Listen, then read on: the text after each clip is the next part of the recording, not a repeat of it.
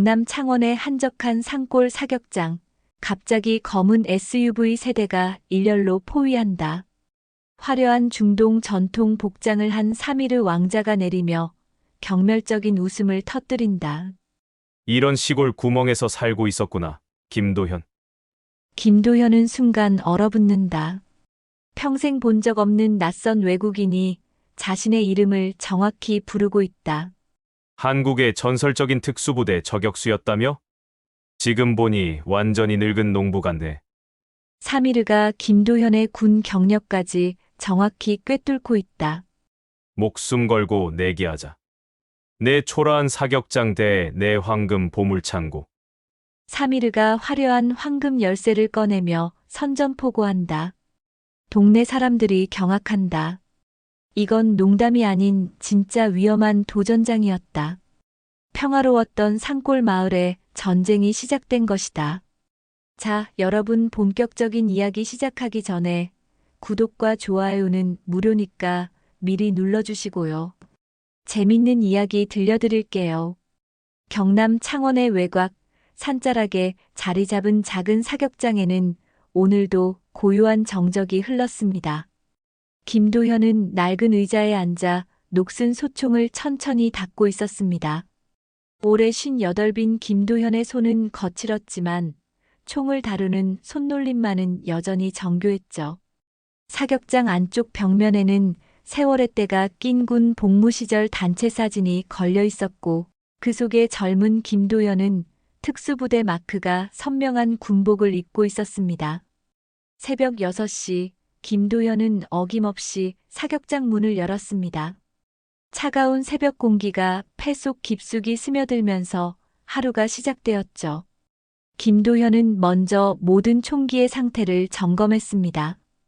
총구 청소부터 시작해서 방아쇠 작동, 조준기 정렬까지 하나하나 꼼꼼히 확인하는 것이 그의 일과였습니다. 군 시절부터 몸에 밴 습관이었죠. 총기는 생명과 직결되는 도구다. 단 한 번의 점검 소홀도 용납할 수 없다. 특수부대에서 받은 첫 번째 교육 내용이었습니다. 오전 9시가 되자 단골 손님들이 하나둘 모습을 드러냈습니다. 가장 먼저 오는 건 박영수 할아버지였죠. 도현 씨, 오늘도 일찍 나오셨네요. 박영수 할아버지는 70이 넘은 나이에도 매주 3번씩 사격장을 찾아왔습니다. 젊은 시절 예비군 훈련 때 총을 잡아본 것이 전부였지만 이제는 제법 실력이 늘어서 50m 거리 표적의 8점 이상은 꾸준히 맞출 수 있게 되었습니다. 어서 오세요. 오늘 컨디션은 어떠십니까? 김도현은 고개를 들어 따뜻한 미소를 지으며 인사했습니다. 박영수 할아버지는 무릎이 좋지 않아서 가끔 사격 자세를 잡기 힘들어했지만 그래도 포기하지 않고 꾸준히 연습했죠. 김도현은 그런 할아버지의 모습에서 묘한 감동을 느꼈습니다. 나이가 들어도 새로운 것에 도전하는 용기, 그것이야말로 진정한 삶의 자세라고 생각했거든요. 사격장 시설은 그리 크지 않았습니다. 총 6개의 사격대와 25m, 50m 두 거리의 표적지가 전부였고 사용하는 총기들도 대부분 20년 넘은 구식 소총들이었습니다. 하지만 김도현은 모든 총기를 완벽하게 관리했습니다. 매일 아침 총기 청소와 점검을 거르지 않았고 안전 규칙만큼은 절대 타협하지 않았죠. 오전 시간대에는 주로 동네 어르신들이 찾아왔습니다. 이철수 할아버지는 해병대 출신이라며 늘 자랑스럽게 말씀하셨고 정만호 할아버지는 공군에서 정비병으로 근무했다고 하셨죠. 군 복무를 마친 지는 오래되었지만 총을 다시 잡는 재미에 푹 빠져 있었습니다. 김도현은 그들에게 기본 자세부터 차근차근 가르쳐 주었습니다. 호흡이 가장 중요합니다. 깊게 들이마시고 반쯤 내쉰 상태에서 잠시 멈춰요. 그때 천천히 방아쇠를 당기세요. 김도현의 설명은 언제나 친절하고 정확했습니다. 하지만 그는 자신의 군 경력에 대해서는 자세히 말하지 않았습니다. 손님들이 물어봐도 그냥 군인이었어요라며 대충 넘어갔죠. 특수부대 저격수였다는 사실은 더더욱 비밀이었습니다. 그런 과거를 드러낼 필요가 없다고 생각했거든요.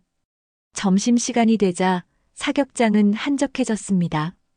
김도현은 혼자 남아 총기들을 정리하며 조용한 시간을 보냈습니다. 도시락을 먹으면서 창밖을 바라보니 멀리 창원 시내가 한눈에 들어왔습니다. 고층 빌딩들이 촘촘히 들어서 있고 그 사이로 자동차들이 개미처럼 움직이고 있었죠. 문명의 소음은 이곳까지 들리지 않았습니다. 오직 새소리와 바람소리만이 사격장의 정적을 깨뜨릴 뿐이었습니다. 가끔 군 시절 동료들이 연락을 해왔습니다.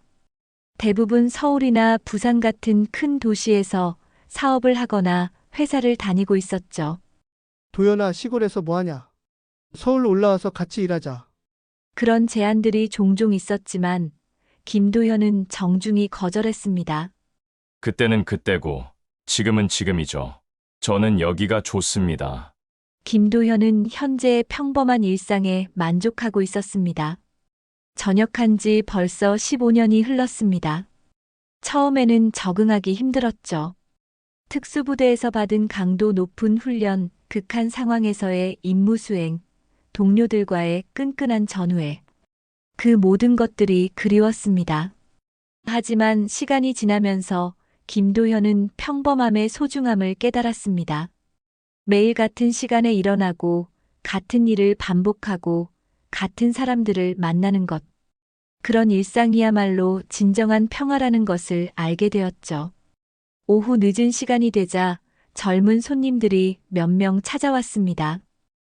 대학생들이었는데 처음 총을 잡아본다며 긴장하고 있었죠. 김도현은 더욱 세심하게 안전교육을 실시했습니다. 총구는 절대 사람 쪽으로 향하면 안 됩니다. 장난이라도 하면 안 되죠. 젊은 손님들은 김도현의 진지한 표정에 긴장하며 고개를 끄덕였습니다. 해가 지고 마지막 손님이 떠나고 나자 김도현은 사격장 정리를 시작했습니다. 총기함을 잠그고 표적지를 새 것으로 교체하고 바닥을 깨끗이 청소했습니다. 사용한 탄피들을 모아서 재활용 업체에 보낼 준비도 했죠. 모든 일을 마치고 나서야 김도현은 벽에 걸린 자신의 사진을 잠시 바라봤습니다.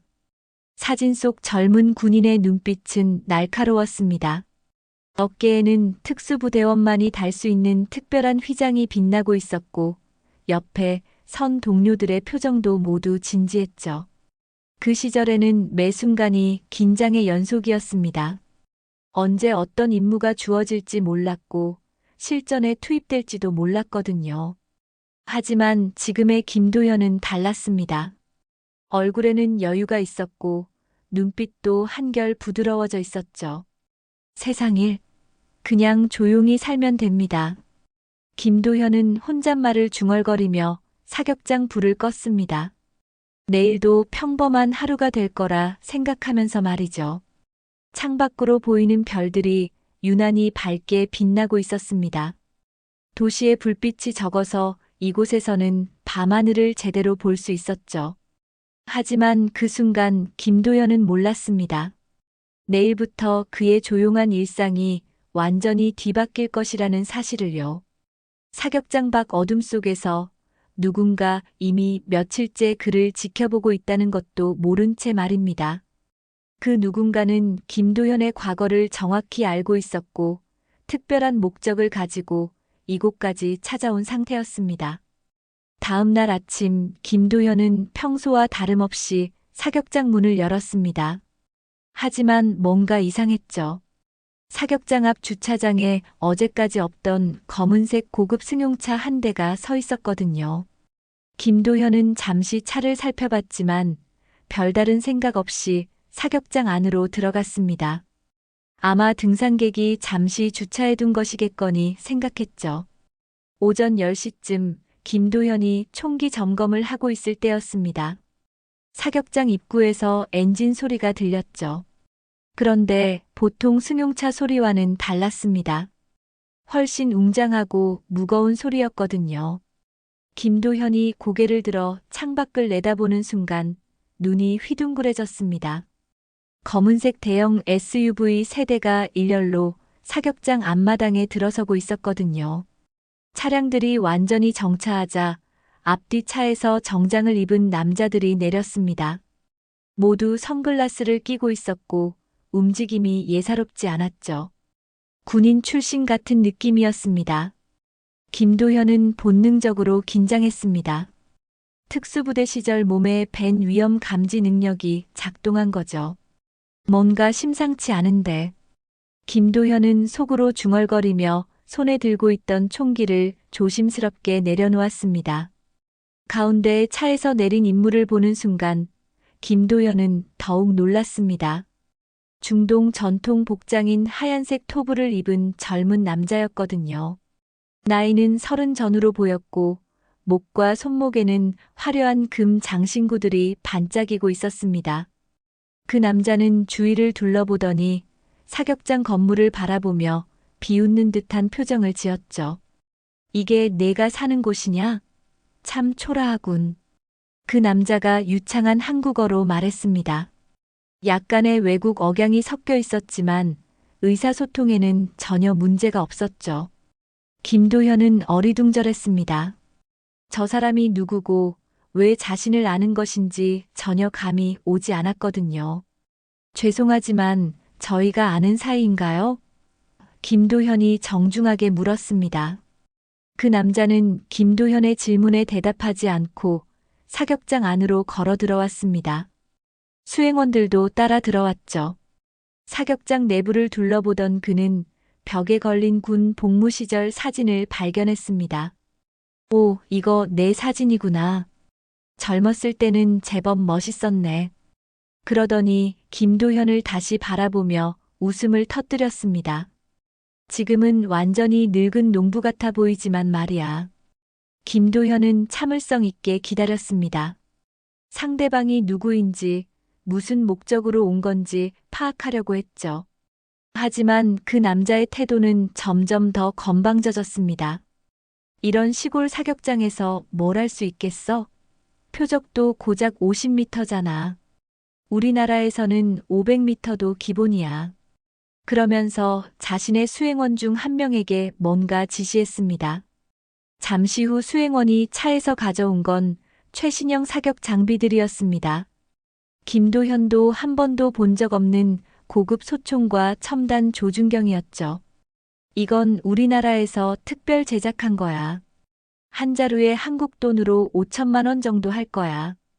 그 남자는 자랑스럽게 말했습니다. 김도현은 그제서야 상대방의 정체를 어느 정도 짐작할 수 있었습니다. 중동의 부유한 왕족이나 귀족 출신인 것 같았죠. 자기소개가 늦었군. 나는 사미르야. 사미르 왕자. 그가 거만하게 자신을 소개했습니다. 너에 대해서는 이미 다 알고 있어. 김도현, 한국 특수부대 출신 저격수. 실력이 꽤 좋았다던데? 김도현은 깜짝 놀랐습니다. 자신의 과거를 정확히 알고 있다는 것이 신기하면서도 불안했거든요. 사미르는 김도현의 손목을 유심히 바라봤습니다. 거기에는 총상으로 인한 오래된 흉터가 있었죠. 저 흉터 총 때문에 생긴 건가? 실전에서 입은 상처겠군. 사미르의 눈빛이 흥미롭게 변했습니다. 재미있어. 진짜 전투를 겪어본 군인을 만난 건 처음이야. 그때 사격장 밖에서 소음이 들렸습니다. 동네 사람들이 하나둘 모여들고 있었거든요. 검은 SUV들과 이상한 복장의 외국인들 때문에 호기심이 생긴 것 같았죠. 박영수 할아버지도 그 중에 있었습니다. 도현 씨, 무슨 일이에요? 할아버지가 걱정스럽게 물었지만 김도현도 상황을 정확히 파악하지 못한 상태였습니다. 사미르는 구경꾼들을 보더니 만족스러운 표정을 지었습니다. 좋아, 관중도 있고. 이제 진짜 재미있는 일을 해보자. 그러더니 김도현을 똑바로 바라봤습니다. 나와 사격 시합을 하자. 내가 이기면. 사미르는 잠깐 멈춘 뒤 주머니에서 황금으로 만든 작은 열쇠를 꺼냈습니다. 이걸 줄게. 내 보물창고 열쇠야. 동네 사람들은 웃음을 터뜨렸습니다. 농담으로 들렸거든요. 하지만 사미르의 표정은 진지했습니다. 대신 내가 지면 이 사격장은 내 것이 돼. 어째? 공정한 거래 아니야? 김도연은 당황했습니다. 갑자기 나타난 이상한 외국인이 사격 시합을 하자고 하면서 사격장을 걸라니요. 죄송하지만 저는 시합 같은 건 하지 않습니다. 김도현이 정중히 거절했지만 사미르는 포기하지 않았습니다. 왜? 무서워서? 아니면 실력이 없어서? 도발적인 말이었죠. 주변 사람들도 웅성거리기 시작했습니다. 김도연의 과거를 아는 동네 어르신들은 도연 씨 실력이면 충분히 이길 수 있어라며 부추겼습니다. 사미르는 김도현의 망설임을 보고 더욱 자신만만해졌습니다. 내일 오후 2시에 다시 오겠어. 그때까지 생각해봐. 한국의 전설적인 저격수가 중동의 왕자에게 겁을 먹고 도망칠 건지 말이야. 그러더니 수행원들과 함께 사격장을 떠났습니다. 검은 SUV들이 사라지고 나서야 사격장에 다시 정적이 찾아왔죠. 김도현은 한동안 멍하니 서 있었습니다. 평범한 일상이 갑자기 뒤바뀐 상황이 믿기지 않았거든요. 박영수 할아버지가 다가와서 말했습니다. 도현 씨, 저 사람 뭔가 이상해요. 조심하세요. 김도현도 같은 생각이었습니다. 사미르 왕자라는 그 남자에게서 위험한 냄새가 났거든요. 하지만 동시에 호기심도 생겼습니다. 대체 무슨 목적으로 자신을 찾아온 건지 궁금했죠. 그날 밤 김도현은 잠을 이루지 못했습니다. 사미르의 제안이 계속 머릿속을 맴돌았거든요. 보물창고 열쇠라는 것도 궁금했고 자신의 과거를 어떻게 알게 된 건지도 의문이었습니다. 하지만 무엇보다 걱정되는 건 사격장이었죠. 이곳은 김도현에게 있어서 단순한 일터가 아니라 인생 자체였거든요. 다음 날 아침 김도현은 평소보다 일찍 사격장에 나왔습니다. 밤새 잠을 제대로 이루지 못해서 피곤했지만 마음은 오히려 또렷했죠. 사미르 왕자의 제안을 계속 생각해봤는데 결론은 하나였습니다. 시합을 받아들이겠다는 것이었죠. 사격장은 김도현에게 있어서 단순한 재산이 아니라 삶의 전부였거든요. 그걸 지키기 위해서라면 무엇이든 할 각오가 되어 있었습니다. 오전부터 동네 사람들이 하나둘 모여들기 시작했습니다. 어제 일이 소문이 나서 온 창원시 사람들까지 구경을 오고 있었죠.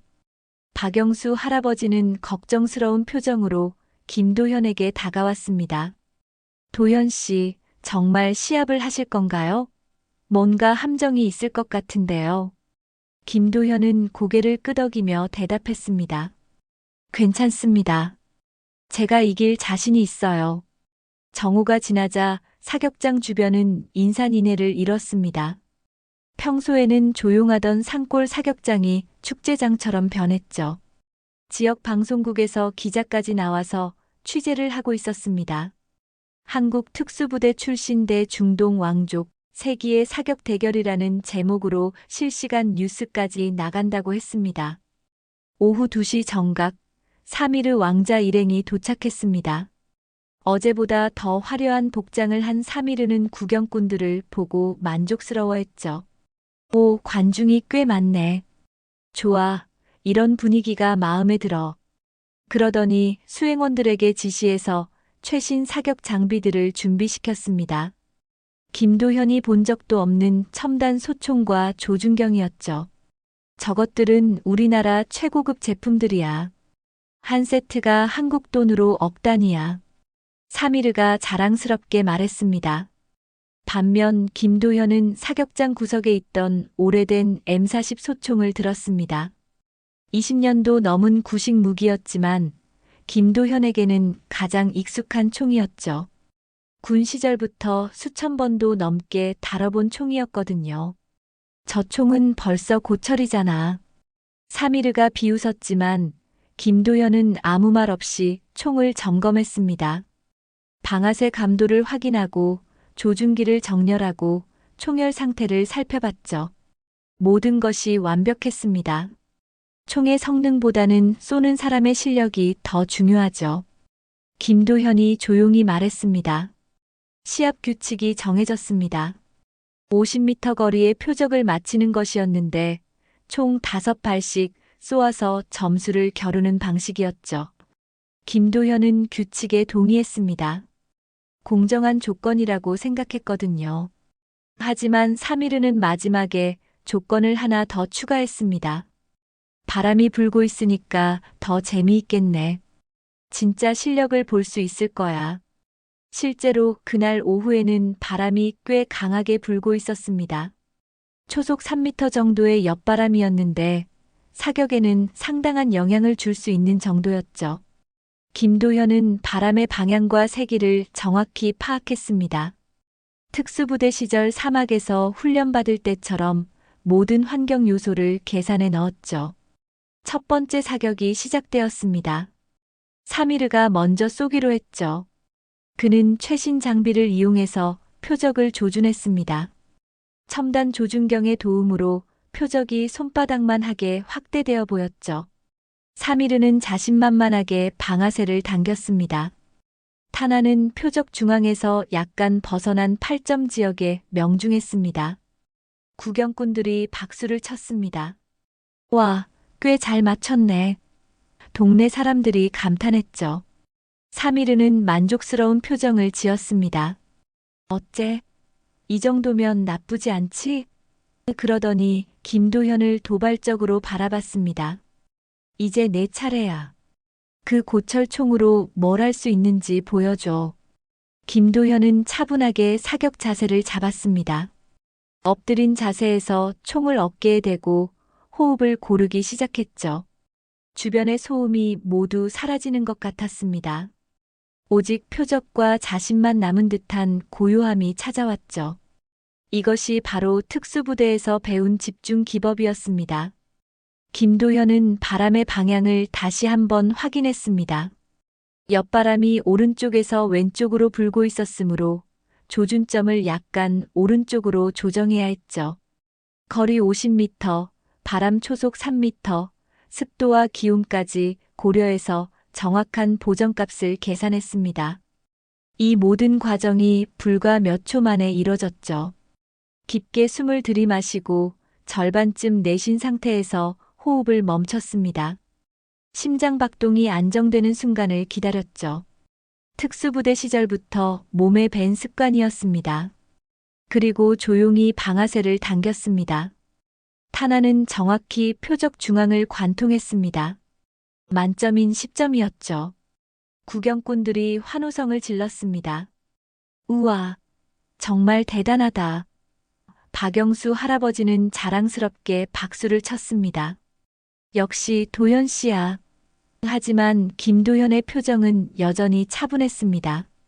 이제 겨우 첫 발이었거든요. 사미르의 표정이 살짝 굳었습니다. 예상보다 김도현의 실력이 좋았거든요. 하지만 여전히 자신만만했습니다. 운이 좋았네. 다음에도 그렇게 잘 맞출 수 있을까? 그는 두 번째 사격을 준비했습니다. 이번에는 더욱 신중하게 조준했죠. 두 번째 사격에서 사미르는 9점을 기록했습니다. 첫 번째보다 좋은 성적이었죠. 구경꾼들도 감탄했습니다. 저 외국인도 실력이 만만치 않네. 사미르는 김도현을 도전적으로 바라봤습니다. 이번에는 어떨까? 계속 운이 따라줄 것 같지는 않은데. 김도현은 두 번째 사격을 준비했습니다. 바람이 조금 더 강해졌지만 여전히 계산 가능한 범위였죠. 같은 방식으로 집중하고 호흡을 조절하고 방아쇠를 당겼습니다. 이번에도 10점 만점이었습니다. 두 발 연속 완벽한 명중이었죠. 이제 사미르의 얼굴에 당황한 기색이 역력했습니다. 자신의 최신 장비로도 김도현의 오래된 총보다 좋은 성적을 내지 못하고 있었거든요. 이상하네. 분명히 내 총이 더 정밀한데. 사미르가 중얼거렸습니다. 세 번째 사격에서 사미르는 8점을 기록했습니다. 긴장 때문인지 성적이 오히려 떨어졌죠. 반면 김도현은 세 번째도 10점을 기록했습니다. 이제 점수 차이가 벌어지기 시작했습니다. 구경꾼들은 김도현을 응원하기 시작했죠. 김도현, 김도현. 함성이 사격장에 울려 퍼졌습니다. 사미르는 점점 초조해졌습니다. 자신이 지고 있다는 사실을 받아들이기 어려웠거든요. 뭔가 잘못됐어. 이런 시골 사격장에서 내가 질 리가 없어. 그는 수행원들을 의심스럽게 바라봤습니다. 장비에 문제가 있는 건 아닌지 확인하고 싶었죠. 네 번째 사격에서도 결과는 마찬가지였습니다. 사미르 7점, 김도현 10점. 이제 승부는 거의 결정된 상태였죠. 마지막 다섯 번째 사격만 남은 상황에서 김도현이 압도적으로 앞서고 있었습니다. 구경꾼들의 흥분은 최고조에 달했죠. 마지막 다섯 번째 사격을 앞두고 사미르의 얼굴은 일그러져 있었습니다. 지금까지의 점수로는 이미 김도현이 압도적으로 앞서고 있었거든요. 사미르는 자신의 수행원들과 뭔가 속삭이더니 갑자기 웃음을 터뜨렸습니다. 잠깐, 이건 너무 쉬운 시합이었어. 진짜 실력을 보려면 조건을 바꿔야겠군. 구경꾼들이 웅성거리기 시작했습니다. 이미 시작된 시합의 규칙을 중간에 바꾸겠다는 것이었거든요. 김도현은 침착하게 대답했습니다. 이미 정해진 규칙대로 하면 됩니다. 마지막 한 발만 더 쏘면 끝이죠.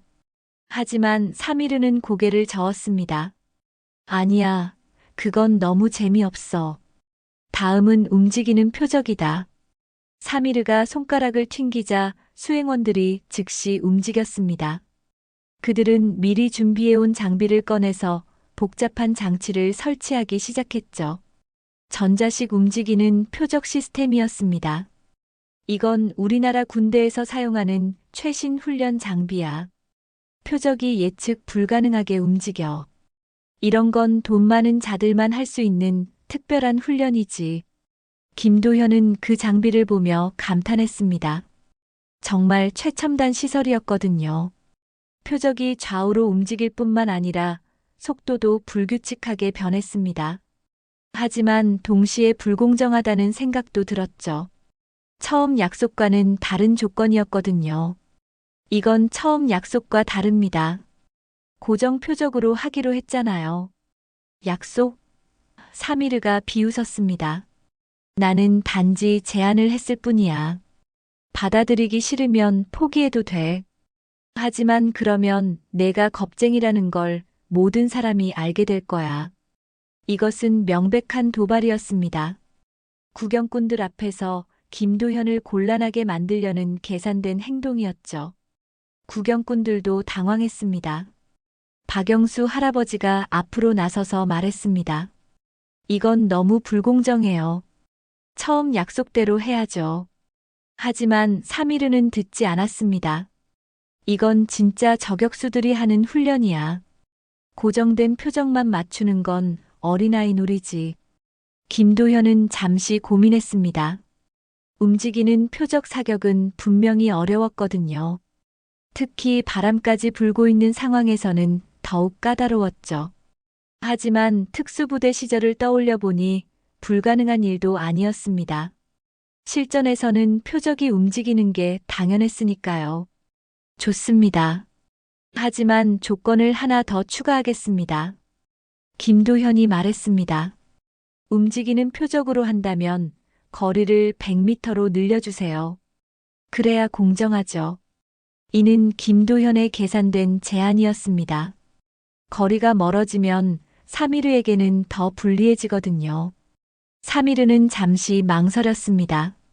100m 거리에서 움직이는 표적을 맞추는 것은 정말 어려운 일이었거든요. 하지만 이미 큰 소리를 쳐버린 상황에서 거절할 수도 없었죠. 좋아, 100m로 하자. 어차피 결과는 마찬가지일 테니까. 새로운 표적이 100m 지점에 설치되었습니다. 전자식 시스템에 의해 표적은 좌우로 불규칙하게 움직였죠. 속도도 일정하지 않아서 예측하기가 매우 어려웠습니다. 게다가 바람까지 더 강해져서 초속 4m 정도로 불고 있었죠. 사미르가 먼저 사격했습니다.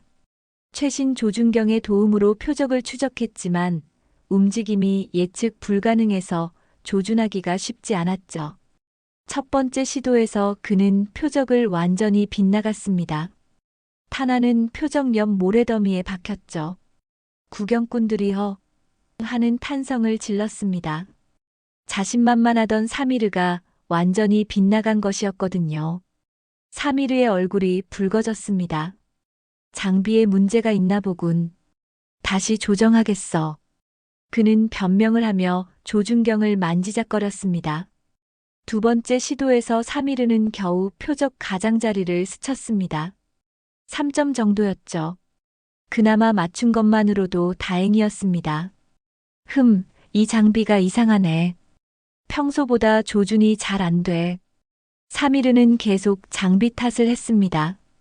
이제 김도현의 차례였습니다. 김도현은 움직이는 표적을 한동안 관찰했습니다. 표적의 움직임 패턴을 파악하려고 했죠. 완전히 무작위는 아니었습니다. 일정한 범위 안에서 좌우로 움직이는 것이었거든요. 속도 변화도 어느 정도 예측 가능했습니다. 김도현은 군 시절을 떠올렸습니다. 사막에서 바람과 모래를 뚫고 사격하던 기억이 선명하게 떠올랐죠. 그때도 표적은 멀었고 바람은 강했고 조건은 최악이었습니다. 하지만 김도현은 해냈었죠. 바람 방향, 속도, 거리, 표적 움직임. 모든 걸 계산에 넣어야 해. 김도현은 표적이 오른쪽 끝에서 왼쪽으로 움직이기 시작하는 순간을 기다렸습니다.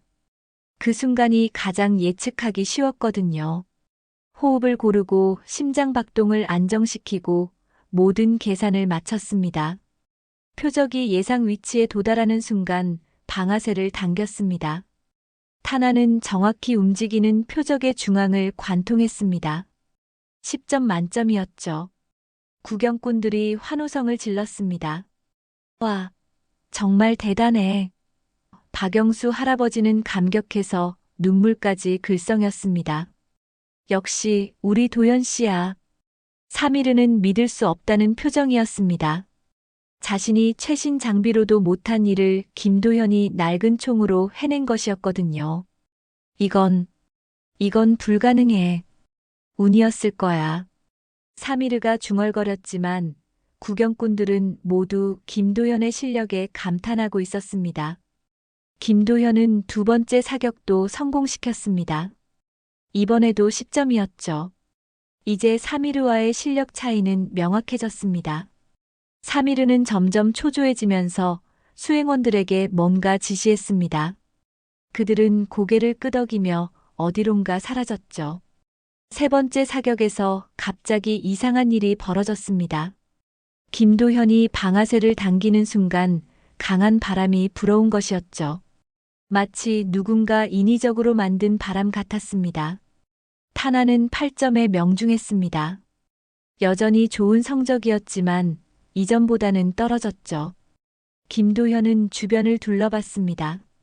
사미르의 수행원 중 일부가 대형 선풍기 같은 장비를 설치한 것이 보였거든요. 인위적으로 바람을 만들어내고 있었던 것입니다. 이것도 훈련의 일부야. 실전에서는 날씨가 갑자기 변하기도 하거든. 사미르가 뻔뻔하게 말했습니다. 이제 김도현은 확신했습니다. 사미르는 처음부터 공정한 승부를 할 생각이 없었던 것이죠. 자신이 이길 때까지 계속 조건을 바꿀 작정이었습니다. 하지만 김도현은 화를 내지 않았습니다. 오히려 더욱 집중했죠. 이 정도로는 안 됩니다. 인위적인 바람에도 불구하고 김도현은 계속해서 좋은 성적을 유지했습니다. 네 번째, 다섯 번째 사격에서도 각각 9점과 10점을 기록했죠.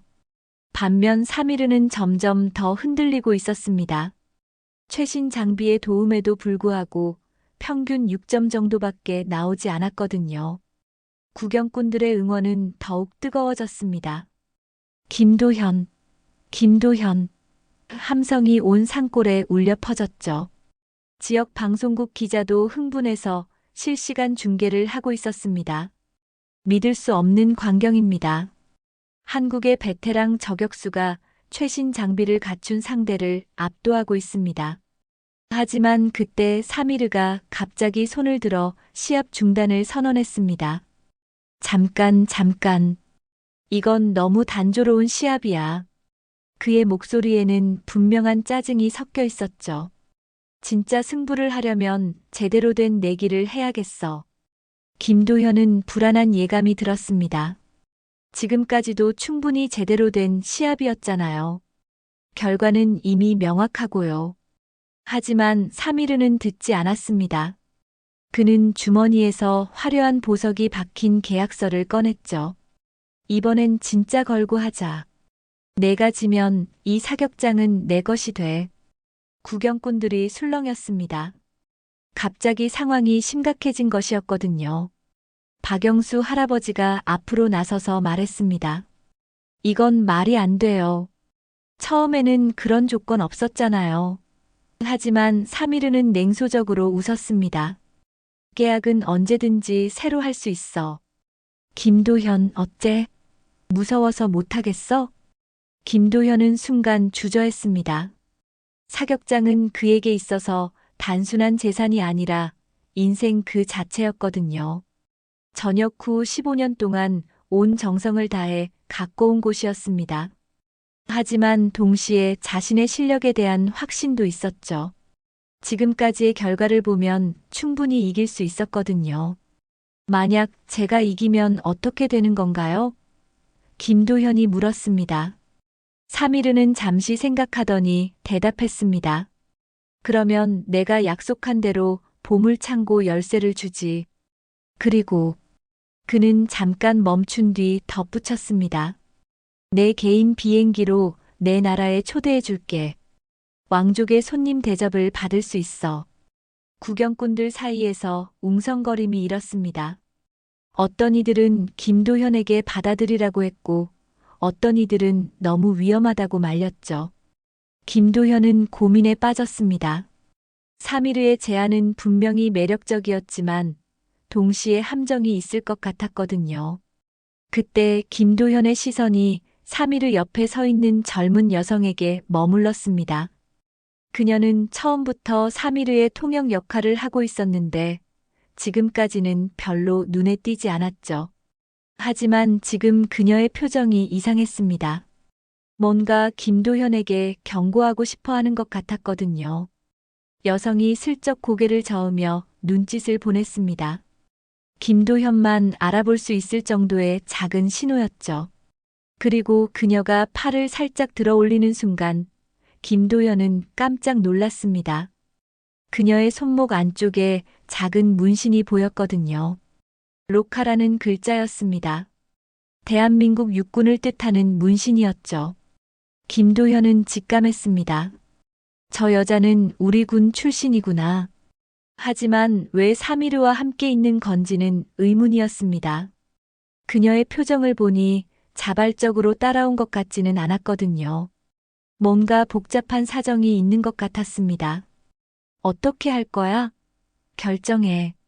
사미르가 재촉했습니다. 김도현은 여전히 망설이고 있었죠. 그때 통역 여성이 사미르에게 뭔가 속삭였습니다. 왕자님, 한국어로 정확히 번역해 드릴까요? 사미르가 고개를 끄덕이자 그녀가 김도현에게 다가왔습니다. 김도현 씨, 왕자님께서 마지막 조건을 설명하라고 하셨습니다. 그녀가 말했는데 목소리에 미묘한 떨림이 있었죠. 만약 이번 시합에서 지시면 사격장뿐만 아니라 그녀는 잠시 멈췄다가 작은 목소리로 덧붙였습니다. 모든 걸 잃게 됩니다. 김도현은 그 말의 의미를 정확히 이해했습니다. 단순히 사격장만의 문제가 아니라는 뜻이었죠. 하지만 그녀의 눈빛에서 다른 메시지도 읽을 수 있었습니다. 조심하세요라는 경고였죠. 사미르는 김도현의 망설임을 보고 더욱 압박했습니다. 시간이 없어. 지금 당장 결정해. 아니면 포기하고 처음부터 져주든가. 이것은 명백한 협박이었습니다. 구경꾼들도 긴장한 표정으로 김도현을 바라보고 있었죠. 좋습니다. 받아들이겠습니다. 김도현이 마침내 결정했습니다. 구경꾼들 사이에서 탄성이 터져나왔죠. 어떤 이들은 걱정스러워했고 어떤 이들은 박수를 쳤습니다. 박영수 할아버지는 도연 씨 괜찮겠어요? 라며 걱정했습니다. 사미르는 만족스러운 표정을 지었습니다. 좋아. 이제 진짜 재미있는 게임이 시작되는군. 그러더니 수행원들에게 또 다른 지시를 했습니다. 이번에는 더욱 복잡한 장비들이 나왔죠. 마지막 라운드는 특별해야지. 진짜 실전과 같은 조건으로 하자. 새로 설치된 것은 다중 표적 시스템이었습니다. 여러 개의 표적이 서로 다른 거리에서 무작위로 나타났다가 사라지는 방식이었죠. 게다가 연기까지 피워서 시야를 방해했습니다. 이건 내 나라 특수부대에서 사용하는 최고급 훈련 시설이야. 내가 정말 실력 있는 저격수라면 할 수 있을 거야. 김도현은 그 복잡한 시설을 보며 한숨을 내쉬었습니다. 이건 이미 공정한 경쟁이 아니었거든요. 하지만 이제 물러설 수도 없었습니다. 모든 게 걸린 마지막 승부였으니까요. 시합 시작 직전 김도현은 자신의 총을 다시 한번 점검했습니다. 그런데 이상했습니다. 방아쇠 반응이 평소와 달랐거든요. 미묘하게 뻑뻑한 느낌이었습니다. 조준기도 살짝 틀어진 것 같았고요. 누군가 고의로 총을 조작한 것이 분명했습니다. 김도현은 사미르와 그의 수행원들을 바라봤습니다. 그들의 표정에서 확신을 얻었죠. 이들은 처음부터 공정한 승부를 할 생각이 없었던 것입니다. 하지만 이제 와서 항의할 수도 없었습니다. 이미 시합이 시작되었거든요. 이번에는 정말 어려울 거야. 마지막 기회니까 최선을 다해봐. 사미르가 비웃으며 말했습니다. 김도현은 손상된 총을 들고 마지막 승부를 준비했습니다. 모든 것이 불리한 상황이었지만 포기할 수는 없었죠. 김도현은 손상된 총을 꼼꼼히 점검하기 시작했습니다.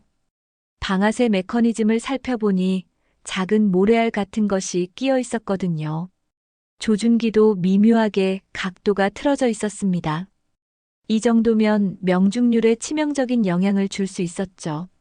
시합 시작 전에 총기 점검 시간을 주세요. 김도현이 요청했습니다. 시간이 없어. 이미 충분히 오래 기다렸어. 사미르가 짜증스럽게 대답했습니다. 하지만 김도현은 포기하지 않았습니다. 손가락으로 방아쇠 부분을 조심스럽게 만지작거리며 이물질을 제거했죠. 조준기도 최대한 원래 위치로 돌려놓으려고 노력했습니다. 그때 통역 여성이 사미르에게 뭔가 보고하는 척하며 김도현에게 다가왔습니다.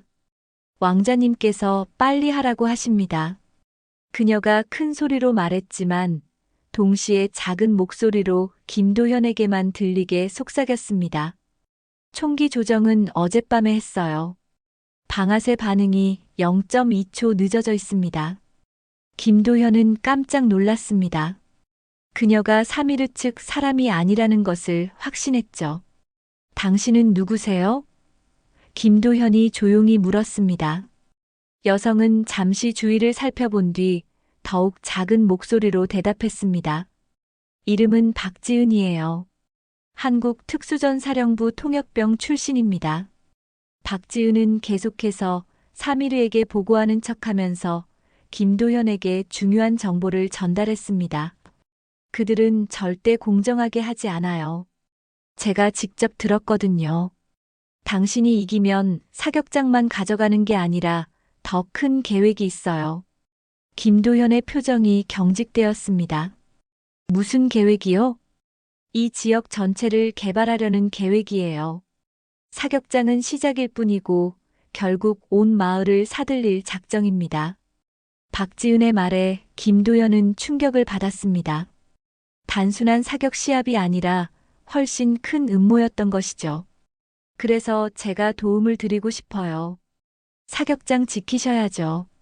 김도현은 박지은을 자세히 바라봤습니다. 그녀의 눈빛에서 진실함을 느낄 수 있었죠. 당신은 왜 그들과 함께 있는 건가요? 박지은의 표정이 어두워졌습니다. 저는 팔려온 거나 마찬가지예요. 부모님 빚 때문에 어쩔 수 없이 계약을 맺었거든요. 이야기를 들으면서 김도현의 분노가 치솟았습니다.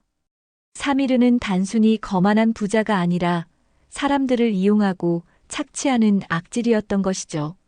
얼마나 오래 그들과 함께 있었어요? 김도현이 물었습니다. 3년째예요. 계약 기간은 5년인데 중간에 도망가면 가족들이 위험해져요. 박지은은 계속해서 중요한 정보를 알려줬습니다. 오늘 시합에서 당신이 지면 저도 평생 그들의 소유가 될 거예요. 계약서에 그렇게 되어 있거든요. 그래서 더욱 간절해요. 김도현은 이제 상황의 심각성을 완전히 이해했습니다. 자신의 사격장뿐만 아니라 박지은의 자유까지 걸린 싸움이었던 것이죠. 방아쇠 문제는 어떻게 해결하면 되나요? 김도현이 물었습니다. 박지은이 주위를 살펴본 뒤 작은 도구를 슬쩍 건네줬습니다. 이걸로 방아쇠 스프링을 조정하면 돼요. 하지만 들키면 안 되니까 조심하세요. 사미르가 점점 짜증을 내기 시작했습니다. 뭘 그렇게 오래 점검해? 시간 끌기야? 김도현은 재빨리 박지은이 준 도구로 방아쇠를 조정했습니다. 몇 초 만에 원래 감도로 되돌릴 수 있었죠. 조준기도 최대한 보정했습니다. 자, 이제 준비됐으니까 시작하자. 사미르가 선언했습니다. 새로운 시합 방식이 설명되었죠. 150m 거리에서 연기 속을 뚫고 무작위로 나타나는 5개의 표적을 맞춰야 했습니다. 표적은 각각 3초씩만 나타났다가 사라졌고 순서도 예측할 수 없었죠. 사미르가 먼저 시작했습니다. 최신 열감지 조준기의 도움으로 연기 속의 표적을 찾아냈지만 짧은 시간 안에 정확히 조준하기는 어려웠죠. 첫 번째 표적을 아예 놓쳤고 두 번째는 겨우 가장자리를 스쳤습니다. 김도현은 박지은이 알려준 정보를 바탕으로 전략을 세웠습니다. 방아쇠 반응 시간을 고려해서 조금 더 일찍 당겨야 했고 연기의 흐름을 파악해서 표적이 나타날 위치를 예측해야 했죠. 이건 단순한 사격이 아니라 전투 상황과 같아. 김도현의 눈빛이 변했습니다. 특수부대 시절의 냉철함이 되살아났죠. 모든 소음이 차단되고 오직 표적과 자신만 남은 듯한 고도의 집중 상태에 들어갔습니다. 이것이 바로 실전에서 생존하기 위해 몸에 밴 능력이었죠. 첫 번째 표적이 연기 속에서 나타났습니다. 김도현은 즉시 조준하고 방아쇠를 당겼죠. 탄환은 정확히 표적 중앙을 관통했습니다. 구경꾼들이 환호했지만 김도현은 이미 다음 표적을 기다리고 있었습니다. 두 번째, 세 번째 표적도 연속으로 명중시켰습니다. 김도현의 움직임은 기계처럼 정확했죠. 연기와 바람, 그리고 조작된 총기에도 불구하고 완벽한 사격을 보여주고 있었습니다. 사미르는 점점 초조해졌습니다. 자신은 5발 중 겨우 2발만 맞췄는데 김도현은 이미 4발을 완벽하게 성공시켰거든요. 이상해, 분명히 총을 조작했는데. 사미르가 수행원에게 속삭였습니다. 마지막 5번째 표적이 가장 어려운 위치에 나타났습니다. 연기가 가장 짙은 곳이었고 바람까지 강하게 불고 있었죠. 하지만 김도현은 침착했습니다. 모든 변수를 계산하고 완벽한 타이밍을 기다렸습니다. 방아쇠를 당기는 순간 김도현은 확신했습니다. 완벽한 사격이었죠. 탄환은 연기를 뚫고 정확히 표적의 중심을 맞췄습니다. 5발 모두 완벽한 명중이었습니다. 구경꾼들이 미친 듯이 환호했습니다. 대한민국, 대한민국. 함성이 온 산골에 울려 퍼졌죠. 박영수 할아버지는 감격해서 눈물을 흘렸습니다. 도현 씨가 해냈어요. 사미르의 얼굴은 창백해졌습니다. 완패였거든요. 아무리 최신 장비와 비열한 수법을 동원해도 김도현의 실력을 이길 수는 없었던 것이죠. 박지은도 안도의 한숨을 쉬었습니다. 이제 자유를 찾을 수 있게 된 것이었죠. 하지만 김도현은 아직 방심하지 않았습니다. 사미르 같은 인물이 쉽게 패배를 인정할 것 같지 않았거든요. 과연 김도현의 예상은 맞았습니다. 사미르가 뭔가 새로운 계략을 꾸미고 있는 것 같았죠. 사미르는 한동안 말없이 서 있었습니다. 자신의 완패를 받아들이기 어려워하는 모습이었죠. 구경꾼들은 김도현의 승리를 확신하며 박수를 쳤지만 사미르는 갑자기 손을 들어 정적을 요구했습니다. 잠깐, 아직 끝나지 않았어. 김도현은 불안한 예감이 들었습니다. 시합은 이미 끝났습니다. 제가 이겼고요. 하지만 사미르는 고개를 저었습니다. 아니야, 진짜 마지막 라운드가 남아있어. 최고의 저격수라면 이 정도는 해야 하지 않겠어? 그러더니 수행원들에게 또 다른 지시를 했습니다. 이번에 준비된 것은 상상을 초월하는 것이었습니다. 200m 거리에 설치된 표적은 동전 크기밖에 되지 않았거든요. 게다가 표적은 펜들럼처럼 좌우로 빠르게 흔들리고 있었습니다. 이건 내 나라 최고 저격수들도 50% 확률로밖에 맞추지 못하는 표적이야. 구경꾼들이 웅성거렸습니다. 아무리 봐도 불가능해 보이는 사격이었거든요. 박영수 할아버지가 항의했습니다. 이건 너무 무리예요. 처음 약속과 완전히 다르잖아요. 하지만 사미르는 비웃으며 대답했습니다. 약속? 진짜 승부에서는 약속 같은 건 없어. 김도현은 그 불가능해 보이는 표적을 바라봤습니다. 정말로 어려운 사격이었죠. 하지만 포기할 수는 없었습니다. 모든 것이 걸린 상황이었거든요. 좋습니다. 하지만 이번에는 정말 마지막이겠죠? 김도현이 확인했습니다. 물론이지. 이걸 맞추면 내 승리를 인정하겠어.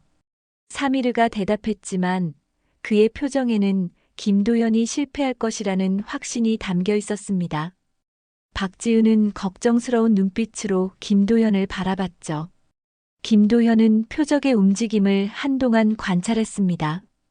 펜들럼 운동이라서 일정한 주기가 있었지만 바람 때문에 미묘하게 변하고 있었죠. 200m 거리에서 동전 크기의 움직이는 표적을 맞춘다는 것은 정말로 극한의 기술이 필요했습니다. 이건 단순한 사격 기술만으로는 안 돼. 모든 걸 계산해야 해. 김도현은 군 시절 최고 난이도 훈련을 떠올렸습니다. 사막 한복판에서 모래바람이 부는 가운데 500m 거리의 표적을 맞춰야 했던 그때 말이죠. 그때도 불가능해 보였지만 결국 성공했었습니다. 김도현은 먼저 바람을 정확히 파악했습니다. 바람의 방향과 색이 그리고 고도에 따른 변화까지 모두 계산해 넣었죠. 200m 거리에서는 바람의 영향이 매우 크거든요. 탄환이 표적에 도달하는 시간도 정확히 계산해야 했습니다. 표적의 움직임도 분석했습니다.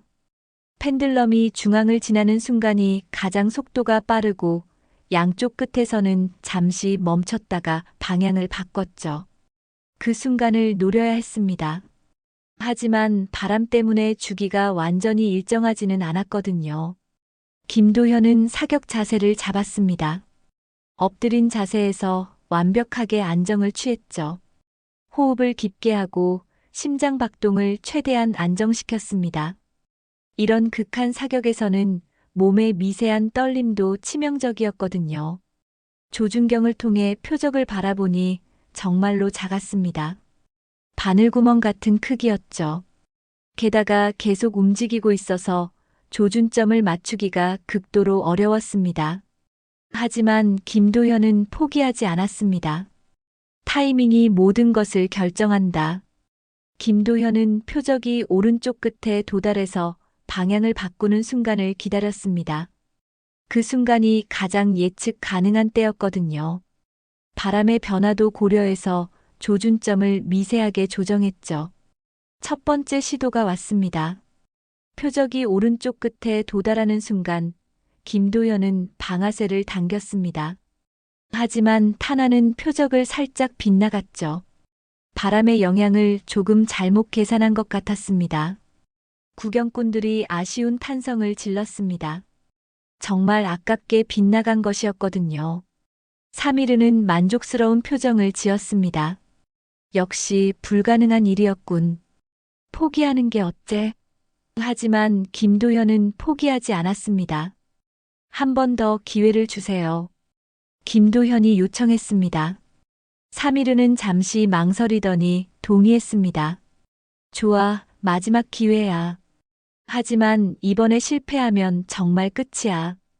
김도현은 첫 번째 시도에서 얻은 정보를 바탕으로 계산을 수정했습니다. 바람의 영향을 조금 더 크게 보정해야 했죠. 표적의 움직임도 더 정확히 파악했습니다. 이번에는 왼쪽 끝에서 방향을 바꾸는 순간을 노렸습니다. 모든 준비가 끝났습니다. 김도현의 집중력은 최고조에 달했죠. 주변의 모든 소음이 사라지고 오직 표적만이 보였습니다. 심장박동마저 멈춘 듯한 고요함 속에서 완벽한 순간을 기다렸습니다. 표적이 왼쪽 끝에 도달했습니다. 잠시 멈추는 듯한 순간 김도현은 방아쇠를 당겼습니다. 모든 계산이 완벽했죠. 탄환은 바람을 뚫고 정확히 표적의 중심을 관통했습니다. 잠시 정적이 흘렀습니다. 아무도 믿을 수 없었거든요. 200m 거리에서 동전 크기의 움직이는 표적을 정확히 맞춘 것이었습니다. 그러다가 갑자기 폭발적인 환호성이 터져 나왔죠. 해냈다. 정말 해냈어. 구경꾼들이 미친 듯이 소리쳤습니다. 박영수 할아버지는 감격해서 주저앉았고 박지은은 안도의 눈물을 흘렸습니다. 지역 방송국 기자는 흥분해서 역사적인 순간입니다. 라고 외쳤죠. 사미르의 얼굴은 창백해졌습니다. 정말로 예상하지 못한 결과였거든요. 아무리 최고의 저격수라도 저런 사격은 거의 불가능하다고 생각했었는데 김도현이 해낸 것이었습니다. 김도현은 총을 내려놓고 천천히 일어섰습니다. 모든 것이 끝났죠. 불가능해 보이는 마지막 도전까지 성공시킨 것이었습니다. 하지만 김도현의 표정은 의외로 차분했습니다. 이미 승부의 결과를 확신하고 있었거든요. 이제 약속을 지켜주시죠. 김도현이 사미르에게 말했습니다. 사미르는 한동안 말없이 서 있더니 마침내 고개를 끄덕였습니다. 내가 이겼다. 하지만 그의 목소리에는 분명한 억울함이 담겨 있었죠. 사미르는 패배를 인정한 후에도 한동안 그 자리에 서 있었습니다. 자신의 모든 계획이 무너진 상황을 받아들이기 어려워하는 모습이었죠. 수행원들도 당황한 표정이었습니다. 이런 상황은 처음 겪는 일이었거든요. 구경꾼들은 여전히 흥분 상태였고 김도현의 승리를 축하하는 함성이 계속 이어졌습니다. 약속대로 보물창고 열쇠를 주겠습니다.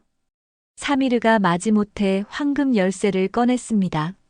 하지만 김도현은 그것을 받지 않았죠. 대신 박지은을 가리키며 말했습니다. 저는 그 열쇠보다 더 중요한 걸 원합니다. 그녀를 자유롭게 해주세요. 사미르는 깜짝 놀랐습니다. 보물 창고에는 수십억 원 가치의 보석과 금이 들어있었거든요. 그런 것보다 한 사람의 자유를 택한다는 것이 이해되지 않았죠. 정말로 그 열쇠면 평생 편하게 살 수 있는데 하지만 김도현의 의지는 확고했습니다. 박지은은 믿을 수 없다는 표정이었습니다. 자신의 자유를 위해 그런 거대한 부를 포기한다는 것이 상상도 못한 일이었거든요. 눈가에 눈물이 맺혔지만 그것은 감격의 눈물이었습니다. 정말 고맙습니다. 그녀가 떨리는 목소리로 말했습니다. 사미르는 잠시 고민하더니 결국 동의했습니다. 좋아, 박지은의 계약은 무효로 하겠어. 하지만 기억해둬. 이런 호의는 다시 없을 거야. 그러더니 수행원들에게 지시해서 박지은의 계약서를 가져오게 했죠. 그리고 구경꾼들이 보는 앞에서 그 계약서를 찢어버렸습니다. 박지은은 자유를 되찾았다는 사실에 울음을 터뜨렸습니다. 3년 동안의 고통스러운 시간이 끝난 것이었거든요. 김도현도 마음이 뭉클했습니다. 보물보다 한 사람의 자유가 훨씬 소중하다는 것을 다시 한번 확인했죠. 사미르 일행이 떠나기 전 사미르는 김도현에게 마지막 말을 남겼습니다. 내 실력은 인정하겠어. 하지만 이런 시골에 묻혀 사는 건 아까워. 언제든 내 나라로 오고 싶으면 연락해. 그러고는 명함을 건네주었죠. 하지만 김도현은 정중히 거절했습니다. 감사하지만 저는 여기가 좋습니다. 검은 SUV들이 사라지고 나자 사격장에는 다시 평화가 찾아왔습니다. 하지만 이전과는 완전히 달랐죠. 김도현의 놀라운 사격 실력이 전국에 알려지면서 사격장은 하루아침에 유명해졌거든요. 방송국에서 촬영한 영상이 인터넷에 퍼지면서 창원의 전설적 저격수라는 별명까지 생겼습니다. 며칠 후부터 전국 각지에서 사람들이 찾아오기 시작했습니다. 사격을 배우고 싶어하는 젊은이들, 김도현의 실력을 직접 보고 싶어하는 호기심 많은 사람들, 그리고 군 출신들까지 다양한 사람들이 몰려왔죠. 한적했던 산골 사격장이 갑자기 활기찬 곳으로 변했습니다. 박지은은 자유를 되찾은 후 김도현에게 부탁했습니다. 저도 여기서 일할 수 있을까요? 갈 곳이 마땅치 않아서요. 김도현은 흔쾌히 동의했습니다. 박지은은 특수전 출신이라 사격에 대한 지식이 풍부했고 여러 언어를 구사할 수 있어서 외국인 손님들에게도 도움이 될 것 같았거든요. 박지은은 주말마다 김도현에게 사격을 배웠습니다. 군 시절에도 사격 훈련을 받았지만 김도현의 기술은 차원이 달랐거든요. 어떻게 그런 정확한 사격이 가능한 건가요? 박지은이 물으면 김도현은 항상 같은 대답을 했습니다. 연습과 집중, 그리고 마음의 평정이 가장 중요해요. 한 달 후 지역 방송국에서 김도현을 인터뷰하러 왔습니다. 전국적으로 유명해지신 기분이 어떠세요? 라는 질문에 김도현은 웃으며 대답했습니다. 조용히 살려고 했는데 생각보다 시끄러워졌네요. 하지만 나쁘지 않아요. 실제로 김도현의 일상은 많이 바뀌었습니다. 예전에는 동네 어르신들만 찾아오던 사격장이 이제는 하루에 수십 명의 손님들로 붐볐거든요. 젊은 사람들도 많이 왔고 심지어 외국인 관광객들까지 찾아왔습니다. 사미르와의 대결 영상이 해외에도 알려져서였죠. 김도현은 바쁜 일상 속에서도 여전히 총기 관리를 소홀히 하지 않았습니다. 매일 아침 모든 총기를 점검하고 안전 교육은 더욱 철저히 했죠. 손님이 많아진 만큼 안전사고의 위험도 커졌거든요. 안전이 최우선입니다. 아무리 바빠도 이것만은 타협할 수 없어요. 박영수 할아버지를 비롯한 기존 단골 손님들도 여전히 찾아왔습니다. 사격장이 유명해져서 자랑스러워하면서도 예전의 조용한 분위기를 그리워하기도 했죠. 그래도 도현 씨가 인정받는 건 좋은 일이야라며 응원해 주었습니다. 어느 날 저녁 모든 손님이 떠나고 난 후 김도현과 박지은은 사격장에 앉아 차를 마시며 이야기를 나눴습니다. 후회하지 않으세요? 그 보물창고 열쇠를 포기한 건 말이에요. 박지은이 물었습니다. 김도현은 고개를 저으며 대답했습니다. 전혀요. 돈보다 소중한 것들이 많다는 걸 다시 확인했을 뿐이에요. 박지은은 김도현의 말에 깊이 공감했습니다. 3년 동안 억압받으며 살았던 시간을 생각하니 자유가 얼마나 소중한지 새삼 느껴졌거든요. 앞으로도 계속 여기서 일하고 싶어요. 이곳이 제게는 진짜 집 같아요. 몇 달이 지나자 사격장은 완전히 새로운 모습으로 변했습니다. 시설도 확장되었고 다양한 사격 프로그램도 생겼죠. 김도현은 특히 청소년들을 위한 안전 교육 프로그램에 힘을 쏟았습니다. 올바른 사격 교육이 중요해요. 단순한 기술이 아니라 정신력과 집중력을 기르는 거니까요. 마을 사람들도 변화를 체감했습니다. 관광객들이 늘어나면서 지역 경제가 활성화되었거든요. 작은 식당과 카페들도 생겨났고 젊은 사람들이 다시 마을로 돌아오기 시작했습니다. 김도현 한 사람의 승부가 온 마을을 바꾼 것이었죠. 어느 날 김도현은 벽에 걸린 군 시절 사진을 바라보며 생각에 잠겼습니다. 그때는 세상을 등지고 조용히 살고 싶었는데 이제는 많은 사람들과 소통하며 살고 있었거든요. 하지만 이것도 나쁘지 않다는 생각이 들었습니다. 조용히 살려고 했는데 가끔은 조용하지 않아도 괜찮군요. 김도현이 혼잣말로 중얼거렸습니다. 창밖으로는 내일 사격을 배우러 올 사람들이 미리 와서 둘러보고 있었죠. 김도현은 미소를 지으며 그들을 바라봤습니다. 인생은 정말 예측할 수 없는 것이었지만 그래서 더욱 흥미로운 것 같았습니다. 오늘도 재미있으셨나요? 시청해주셔서 감사합니다. 재미있게 보셨다면 구독, 좋아요, 알림 설정까지 해주시면 큰 힘이 됩니다.